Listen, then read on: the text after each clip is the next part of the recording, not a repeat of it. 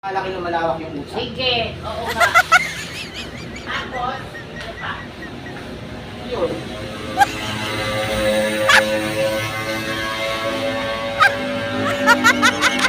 Yung apo ko, kinukulit ako. Siya rin naman nagkamali. Sabi ko, matigas ang dila ko. Kasi yung post. Post. Mali yan, diba? Buti nga di naging post eh. Naging post eh. Patulak ko sa palabas. Aray ko. Diyos ko. Ay, mga kamamay, matigas ang dila ng lola mo. Ay, nako, buhay. Parang nag-grade 2 ah. Nako, matagal na yon. Dati so ano, ilan na taon ba ako ngayon? 60, magsi-63. Ano na yon? 50, hindi. 56 ago, 50 years ago ba yun? Hindi, 13. Bilangin yung taon. Ulang taon ako. Mga 55 years ago.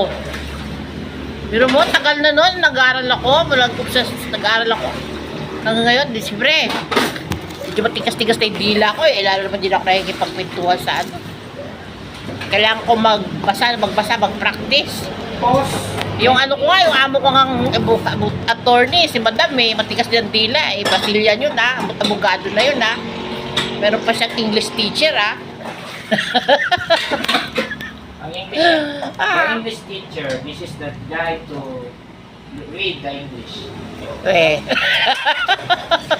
Because Ano? you have to go to college, you're not to speak English.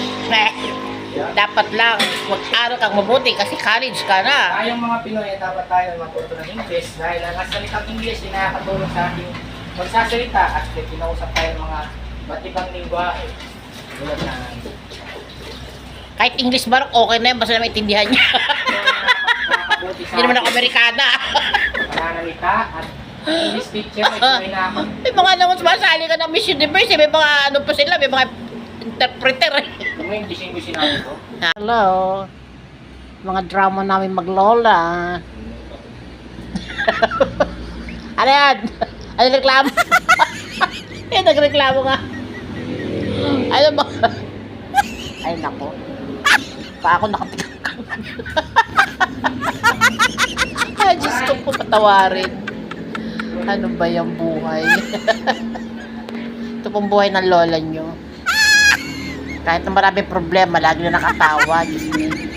Ayoko nga mangonsume. Maiksi lang ang buhay, may dear. Puro lang problema, abutin natin. Maaga tayo matitake. Ay, Diyos me. Maaga tayo matitake pag puro problema. Lilipas din yan.